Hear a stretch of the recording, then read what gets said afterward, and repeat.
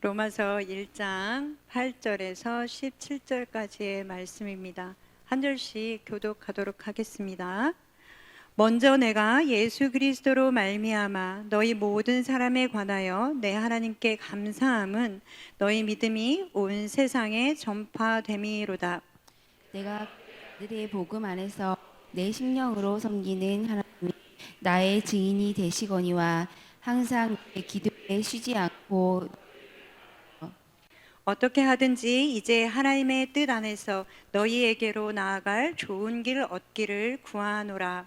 내가 너희 보기를 간절히 원하는 것은 어떤 신령한 은사를 너희에게 나누어 너희를 견고하게 하려 함이니 이는 곧 내가 너희 가운데서 너희와 나의 믿음으로 말미암아 피차 아니함을 얻으려 함이라. 형제들아 내가 여러 번 너희에게 가고자 한 것을 너희가 모르기를 원하지 아니하노니 이는 너희 중에서도 다른 이방인 중에서와 같이 열매를 맺게 하려 함이로되 지금까지 길이 막혔도다. 헬라인이나 야만인이나 지혜 있는 자나 어리석은 자에게 다 내가 빚진 자라.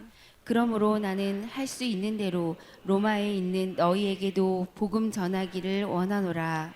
내가 복음을 부끄러워하지 아니하노니 이 복음은 모든 믿는 자에게 구원을 주시는 하나님의 능력이 됨이라. 먼저는 유대인에게요 그리고 헬라인에게로다. 복음에는 하나님의 의가 나타나서 믿음으로 믿음에 이르게 하나니 기록된 바 오직 의는 믿음으로 말미암아 살리라 함과 같으니라. 아멘. 오늘은 저의 이야기를 먼저 좀 하도록 하겠습니다. 제가 미국에서 인턴십으로 훈련을 받을 때 그 교회에 있는 단기팀들과 함께 인도에 단기 선교를 간 적이 있었습니다. 그때 그 단기팀이 한 사역은 주로 교회 리더들이나 아니면 평신도 사역자들에게 말씀을 전하는 사역, 그리고 그들과 기도하는 기도 사역이 주를 이루었습니다. 그것에 모이는 사람들은 인도 북부에서 오는 사람들이었습니다. 인도 북부 지역은 아직도 복음으로 인해서 핍박받고 있는 그런 지역입니다. 그렇기 때문에 저희가 사역하는 동안에는 보안도 철저히 하면서 사역을 했죠. 사람들이 그 지역까지, 저희가 사역하고 있는 곳까지 오기 위해서는 그들은 하루 이상을 꼬박 걷고 버스를 타고 걷고 버스를 타고를 반복하면서 그 사람들이 모여들었습니다. 그런데 실제로 그 사람들이 살아가고 있는 삶은 복음으로 인해서 사도 바울이 고백한 것과 같이 매맞음도 있고 목숨의 위태함도 있고 배고픔과 불지름 당하는 그런 삶을 살고 있었습니다. 그런데 그 사람들에게 가르치는 내용이 무엇이었느냐 하면 복음과 함께 고난을 받으라 라고 하는 말씀인 것이죠. 지금도 이미 그들은 복음 때문에 어려움을 당하고 그리고 힘든 삶을 살아가고 있는데 그 사람들에게 복음의 능력이 무엇이다 라고 설명해주고 그러니 복음과 고난 받으라 라고 이야기하는 것입니다. 그런데 그들이 훈련을 다 마치고 나서 집으로 돌아갈 때는 내가 주와 함께 고난을 받겠습니다 라고 고백하고 그리고 우리 마을에 복음이 편만하게 될 때까지 내가 복음을 전하는 일을 쉬지 않겠습니다 라고 고백하면서 그들이 돌아갔습니다.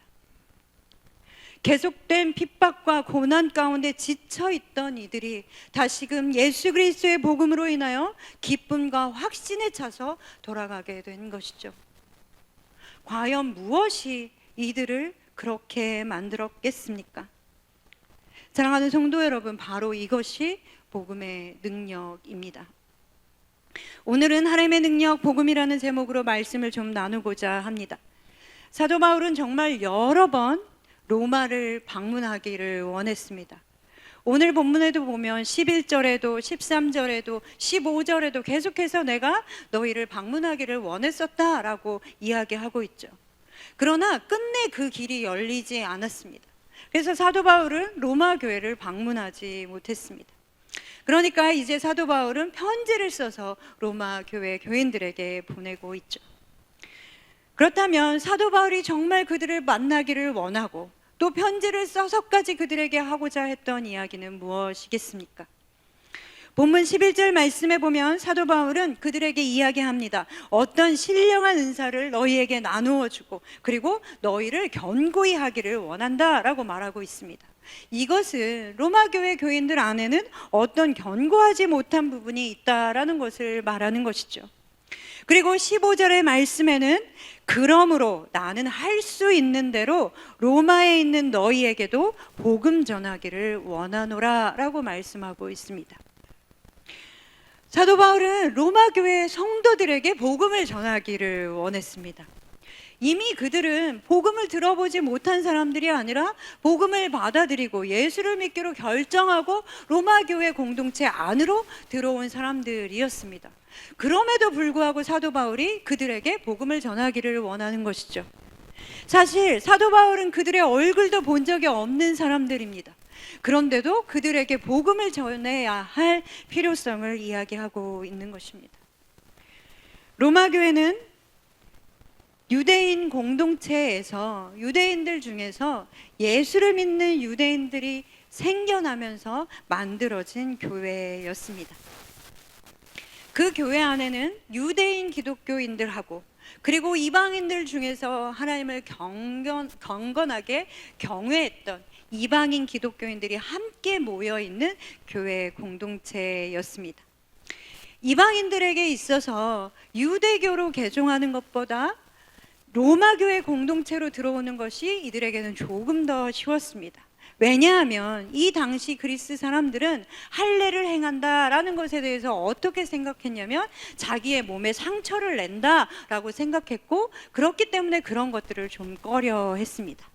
그렇기에 할례를 요구하지 않는 것처럼 보이고 그리고 유대 민족성의 정체성을 덜 강조하는 것처럼 보이는 로마 교회로 들어오는 것이 이들에게는 훨씬 쉬웠던 것이죠.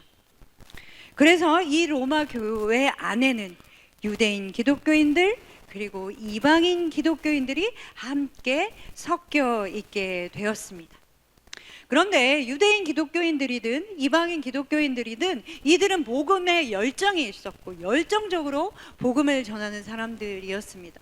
그러니 로마 교회는 계속해서 성장했겠죠. 그러다 글라우디오 황제 때 이 유대인들 사이에서 소동이 일어나기 시작했습니다.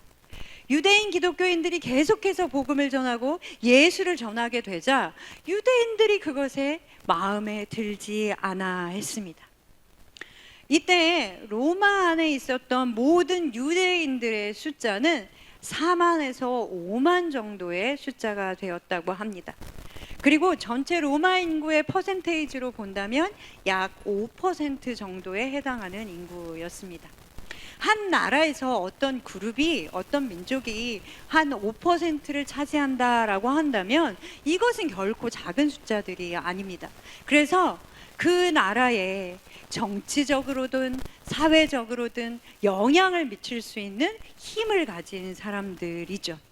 그런데 기독교인 유대인들과 그냥 유대인들이 자꾸 소동을 일으키고 갈등이 일어나게 되자 로마 사회도 혼란스러워지게 되었습니다.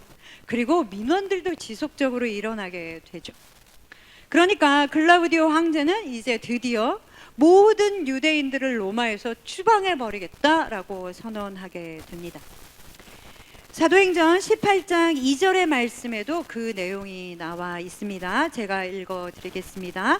아굴라라 하는 본도에서 난 유대인 한 사람을 만나니 글라우디오가 모든 유대인을 명하여 로마에서 떠나라 한 고로 그가 그 안에 브리스길라와 함께 이달리아로부터 새로 온지라 바울이 그들에게 가매.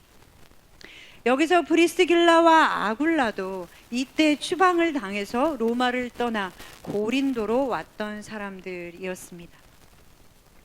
그런데 이 유대인의 추방은 로마에 엄청난 경제적인 손실을 가져오게 되었습니다.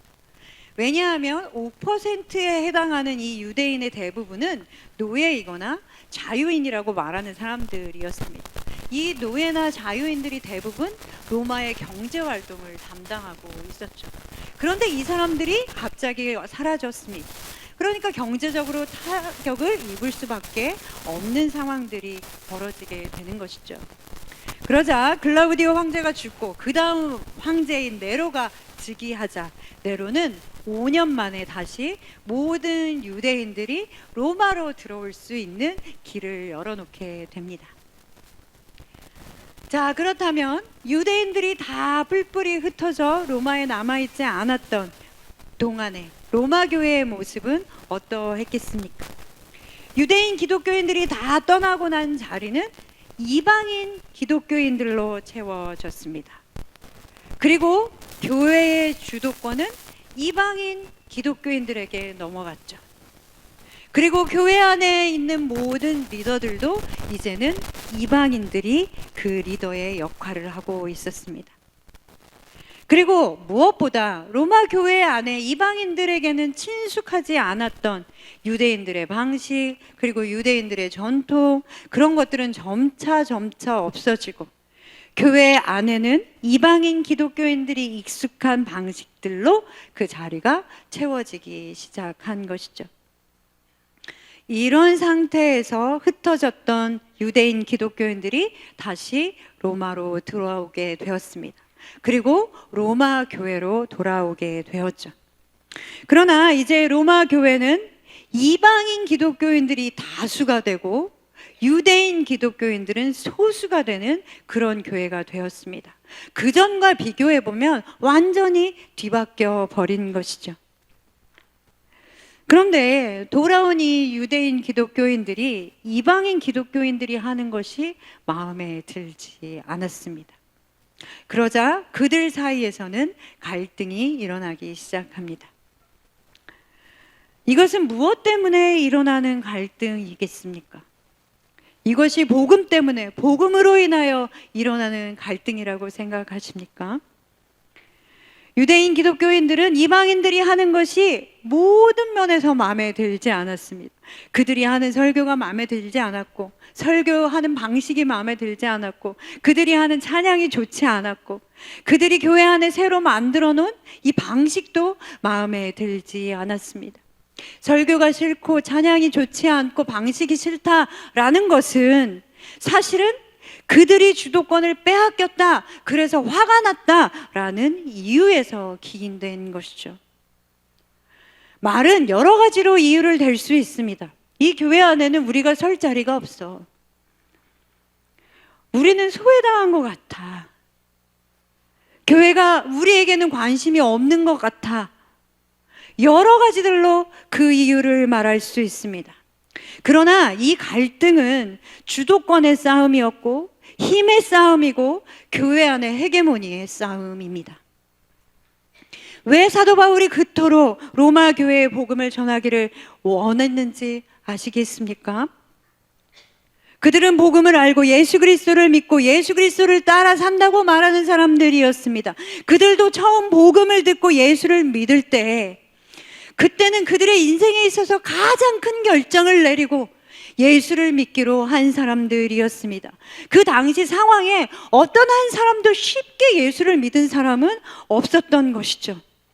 그러나 그럼에도 불구하고 그들은 아직도 힘의 논리에서 벗어나지 못했고, 누가 교회 안에서 높은 사람인가? 누가 회의할 때 결정권을 가지고 있는가? 누가 임원의 자리에 앉아 있는가? 누가 요직을 차지하고 있는가? 그리고 그것은 결국 내가 원하는 대로 할 수 있는가? 이런 것들에 관심이 있는 사람들이었습니다. 입술로는 끊임없이 복음을 말하죠. 그러나 그들의 삶은 여전히 변함없이 똑같았다라는 것입니다. 그들은 복음을 제대로 알지 못했습니다. 사랑하는 성도 여러분, 구원받았다라고 하는 것은 무엇입니까? 복음을 듣고 예수를 믿는다라고 하는 것은 또 무엇이겠습니까? 예수를 믿음으로 우리가 의롭다함을 받는다, 칭의를 얻는다, 맞죠. 그러나 복음이 그것이 전부가 아닌 것입니다. 우리는 복음을 잘 안다라고 하고 우리도 지속적으로 복음을 들었습니다. 나는 예수를 믿는 사람입니다 라고 이야기하죠. 그러나 로마 교회 사람들이 여전히 힘의 논리에서 벗어나지 못하고 그들의 삶은 변화가 없었던 것을 보십시오. 우리의 삶의 모습은 어떠합니까? 우리는 교회 안에서 목소리를 크게 내고 싶어 하지 않습니까? 어떤 사람들이 눈에 거슬리는 사람들이 있지 않습니까? 내 뜻대로 결정되기를 원하지는 않습니까? 우리의 가정의 모습은 어떻습니까? 가정 안에서도 내 뜻대로 하기를 원합니다. 가정 안에서 아내와 남편의 사이는 어떠합니까? 부모와 자녀의 모습들은 어떤 모습을 보이고 있습니까? 우리가 직장에서는 공합적인 자세를 하고 있지는 않습니까? 우리는 높은 자리에 앉기를 즐겨하지는 않습니까? 과연 이웃들에게 우리의 모습은 어떻게 비춰지고 있습니까? 그뿐만이 아니죠. 지금은 우리가 어렵지만 이것을 참고 인내하면 하나님이 모든 것을 좋게 만드실 거야. 그것만으로 우리가 예수를 믿는다라고 한다면 우리는 아직 복음을 잘 모르는 것입니다. 나중에 죽어서 천국 가야 되니까 예수를 믿는다? 그렇다면 우리는 복음을 온전하게 이해하지 못하는 것입니다. 내 죄를 용서받기 위해 그것만을 위해서 내가 복음을 받아들였다? 그렇다면 그것도 복음을 온전히 이해하지 못하는 것이죠. 그렇다면 복음은 무엇이겠습니까? 오늘 로마서 1장 16절과 17절의 말씀을 통하여 사도 바울은 우리에게 말씀해 주고 있습니다. 로마서 1장 16절의 말씀을 같이 한번 읽어보도록 하겠습니다. 내가 복음을 부끄러워하지 아니하노니 이 복음은 모든 믿는 자에게 구원을 주시는 하나님의 능력이 됨이라. 먼저는 유대인에게요 그리고 헬라인에게로다. 아멘. 첫 번째로 사도 바울은 복음을 부끄러워하지 않는다라고 말씀하고 있습니다. 로마의 세계관 앞에서도, 그리고 다른 모든 철학들 앞에서도, 그리고 사람들이 자랑하는 삶의 방식 앞에서도 그는 복음을 부끄러워하지 않았습니다. 사도 바울은 어떤 이론적인 것을 이야기하는 것이 아닙니다. 그가 직접 삶으로 경험한 것이었습니다. 요한복음 14장 6절에 말씀하고 있는 것과 같이 사도 바울은 예수 그리스도가 오직 길이요 진리요 생명 되심을 알았던 것입니다. 진정한 진리가 되시는 예수 그리스도, 그리고 예수 그리스도만이 우리를 자유하게 하시고 회복하시며 우리를 온전케 하시는 진리다라는 것을 사도 바울은 알고 있었던 것입니다. 그렇기에 그가 복음을 부끄러워하지 않은 것이죠. 논리적인 말로 어떤 철학을 이겼다, 그래서 부끄러워하지 않은 것이 아니라 복음이 능력이기 때문에 부끄러워하지 않았던 것입니다. 예수님께서도 제자들에게 나를 부끄러워하지 말아라 라고 말씀합니다. 누가복음 9장 26절의 말씀입니다. 제가 읽어드리겠습니다. 누구든지 나와 내 말을 부끄러워하면 인자도 자기와 아버지와 거룩한 천사들의 영광으로 올 때에 그 사람을 부끄러워하리라. 아멘. 사도 바울은 디모데후서 1장 12절의 말씀에 이렇게 고백합니다. 같이 읽어보겠습니다. 이로 말미암아 내가 또 이 고난을 받되 부끄러워하지 아니함은 내가 믿는 자를 내가 알고 또한 내가 의탁한 것을 그날까지 그가 능히 지키실 줄을 확신함이라. 아멘. 여기서 사도 바울은 자신이 복음으로 인하여 고난을 당할지라도 그것을 부끄러워하지 않는 이유를 분명하게 이야기하고 있죠. 첫 번째가 뭐예요? 자신이 믿고 있는 예수 그리스도가 누구인지 분명하게 알았다라는 것입니다. 그리고 또한 재림하시는 그날까지 자신이 옥에 갇히든지 아니면 자신에게 어떤 일이 일어난다 할지라도 그 진리가 변하지 않도록 지키실 것이다 라는 것을 분명하게 확신했기 때문입니다. 부끄러워하다 라는 말에는 불편하다, 불쾌하다 라는 뜻이 함께 포함되어져 있습니다. 사랑하는 성도 여러분, 복음이 말하는 삶을 살아가는 것, 그것이 마음에 불편하십니까? 세상 사람들은 복음을 불편해하고 불쾌해하죠. 예레미야 9장 23절과 24절의 말씀은 이렇게 말씀합니다. 같이 읽어보겠습니다. 여호와께서 이와 같이 말씀하시되 지혜로운 자는 그의 지혜를 자랑하지 말라. 용사는 그의 용맹을 자랑하지 말라. 부자는 그의 부함을 자랑하지 말라. 자랑하는 자는 이것으로 자랑할지니 곧 명철하여 나를 아는 것과 나 여호와는 사랑과 정의와 공의를 땅에 행하는 자인 줄 깨닫는 것이라.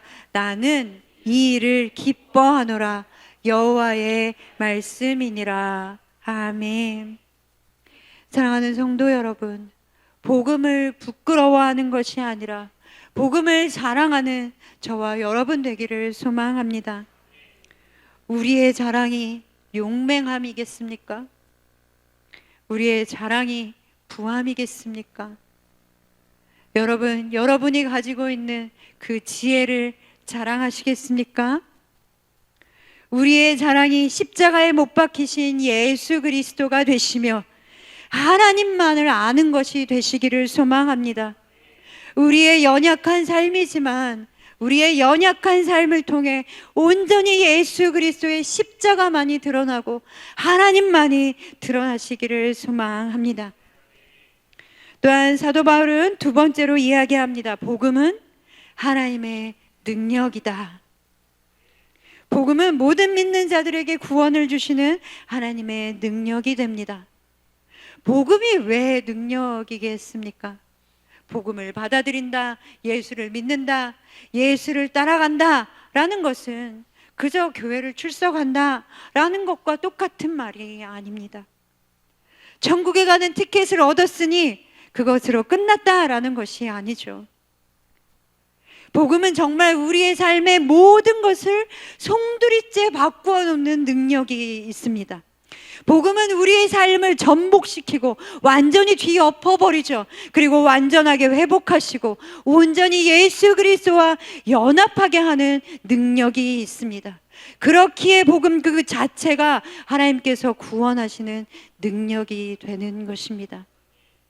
우리의 생각과 마음과 우리의 인생의 목표, 우리가 경험하는 것들을 바라보는 우리의 시각, 인간관계, 사고방식, 취미생활, 먹고 마시는 것, 직업관, 경제, 가정, 교육, 이웃에 대한 나의 태도, 나의 말의 습관, 말투, 하나님의 말씀에 순종하는 것, 예배 드리는 것, 예배를 드리는 자세, 우리의 기도의 내용, 복음을 전하는 것, 선교하는 것, 이 모든 것을 복음은 바꾸어 놓습니다. 복음을 만나기 전에 어떤 모습도 하나도 남겨놓지 않죠. 예수를 믿기 전에 우리의 삶을 모두 부정하라 라고 말씀드리는 것이 아닙니다. 예수를 믿기 전에는 모든 것이 잘못됐고 예수를 믿고 나니까 모든 것이 옳게 된다라는 그런 이분법적인 것을 말씀드리는 것이 아닙니다. 믿음으로 복음을 받아들이고 나면 이제 하나님의 진리가 나의 삶의 모든 것을 통하여 드러나져야 하는 것입니다. 그리고 이제는 우리가 눈을 열어 하나님의 나라를 보게 하고 하나님이 옳다라고 말씀하시는 그 삶을 순종하며 살아가게 하시는 것이죠. 이것이 바로 이제는 내가 죽고 내 안에 그리스도가 사시는 삶이 되는 것입니다. 사도 바울은 다메섹 도상에서 예수를 만나고 온전히 그의 삶이 바뀌어 버렸습니다. 사도 바울이 사울이었을 때 다메섹 도상에서 자신이 핍박하던 예수를 만났죠. 그리고 그가 땅에 엎드러졌습니다. 그의 인생이 꼬꾸라졌죠. 하나님께서는 사울의 삶을 전복시키셨고, 이제는 예수를 따라서 살고 예수를 따라서 죽는 사람으로 바꾸어 놓으셨습니다. 사랑하는 성도 여러분, 우리의 삶 가운데도 복음으로 인하여 우리의 삶이 완전히 전복되어지는 것을 경험하게 되시기를 소망합니다. 이제까지 우리가 가지고 있는 것, 내가 배워왔던 것, 나의 경험, 이런 것들을 다 내려놓고 새로운 것을 배우고 새로운 것을 따라간다? 쉽지 않은 일입니다. 그렇기에 우리의 노력으로, 우리의 의지로, 우리의 결단만으로 되는 것이 아니죠. 그렇기에 하나님께서는 예수 그리스도를 믿고 믿음으로 거듭난 사람들에게 성령을 보내어 주시고 그 성령의 능력으로 그런 삶을 살아가도록 인도하시는 것입니다. 사랑하는 성도 여러분, 나는 죽고 예수로 사는 삶, 오직 예수로만 만족하는 삶, 그런 삶을 살아가시는 저와 여러분이 되시기를 소망합니다.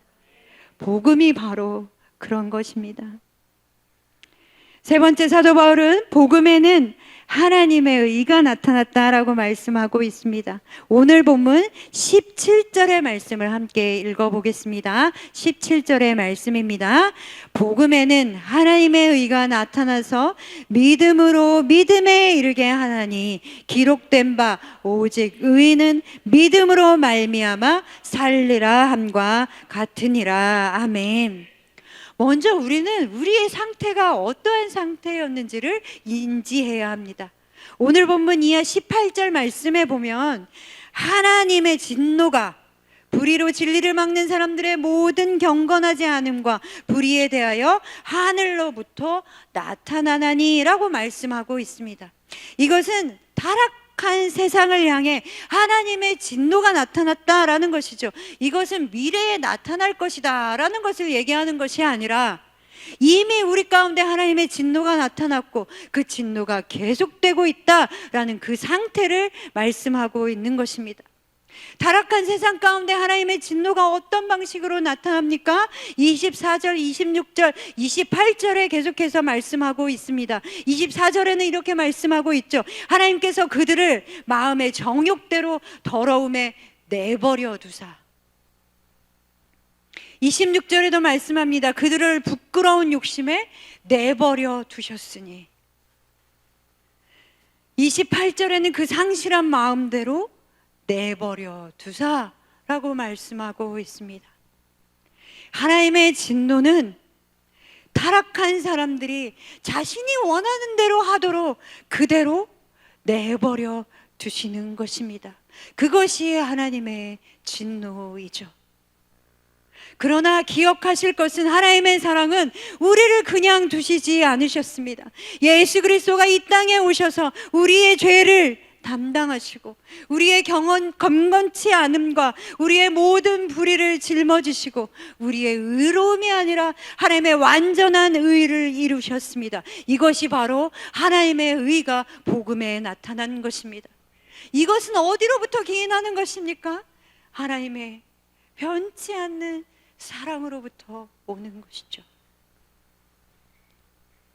하나님의 의는 자신의 백성을 구원하시는 능력입니다. 우리 가운데 언약하여 주시고 그것을 신실하게 이루시는 하나님의 그 끝까지 변함없으신 자비로운 하나님의 사랑이 우리를 끝내 찾아내시고 우리를 구원하여 주셨습니다. 그렇기에 복음에는 하나님의 사랑이 나타나 있습니다. 복음은 하나님의 사랑이죠. 사랑하는 성도 여러분, 복음을 받아들이고 예수를 따라 산다는 것은 우리의 모든 것을 바꿀 것을 요구합니다. 우리에게 있는 축복, 우리에게 있는 진정한 하나님의 은혜는 지금 당장 내 삶에 어떤 문제가 생길지라도 하나님께서 나의 삶에 개입하여 주시고 나를 찾아내시어 구원받아 마땅한 삶이 아님에도 불구하고 구원해 주시는 그 은혜를 누리는 것입니다. 정말 기도하기는 우리 선창의 모든 가족들이 예수를 제대로 믿게 되기를 소망합니다. 그저 내가 의롭게 되었다라는 것에 만족하고 내게는 천국행 티켓이 있다라는 것으로 끝나는 것이 아니라 기쁨으로 복음과 함께 고난받는 여러분들이 되시기를 소망합니다. 복음을 부끄러워하지 않고 이제는 십자가에 못 박히신 예수 그리스도만을 자랑하는 삶, 그리고 예수 그리스도 앞에서 꼬꾸라지는 그런 삶, 그런 삶을 살아가시는 저와 여러분이 되기를 소망합니다. 복음은 우리를 구원하시는 하나님의 능력입니다. 그 하나님의 능력을 날마다 경험하시며 구원받은 자의 삶을 살아가시는 저와 여러분 되시기를 소망합니다. 기도하겠습니다. 하나님의 그 말로 할 수 없는 사랑으로 우리를 사랑하여 주시니 하나님 감사합니다. 우리를 내버려 두지 않고 우리가 원하는 대로 하도록 그냥 두시지 아니하시고 예수 그리스도를 우리 가운데 보내어 주시고 그 대속의 은혜로 인하여 십자가의 고통으로 인하여 우리를 구원하여 주시니 하나님 감사합니다. 하나님, 이제는 우리가 믿음의 삶을 살아가게 하여 주시고 이제는 내가 죽고 예수로 사는 삶, 복음을 부끄러워하지 않고 예수를 자랑하는 삶, 그런 삶을 살아갈 수 있도록 하나님 허락하여 주옵소서. 우리의 삶에 복음으로 인하여 완전히 전복되는 그런 경험이 있게 하여 주시고 예수 앞에서 온전히 우리의 모든 것을 내려놓는 그런 삶을 살아갈 수 있도록 하나님 허락하여 주옵소서. 우리로 하여금 날마다 그 십자가 앞으로 나아가는 그런 삶을 살아가는 선창의 모든 가족들 되어지게 하여 주시옵소서. 예수님 이름으로 기도드립니다. 아멘.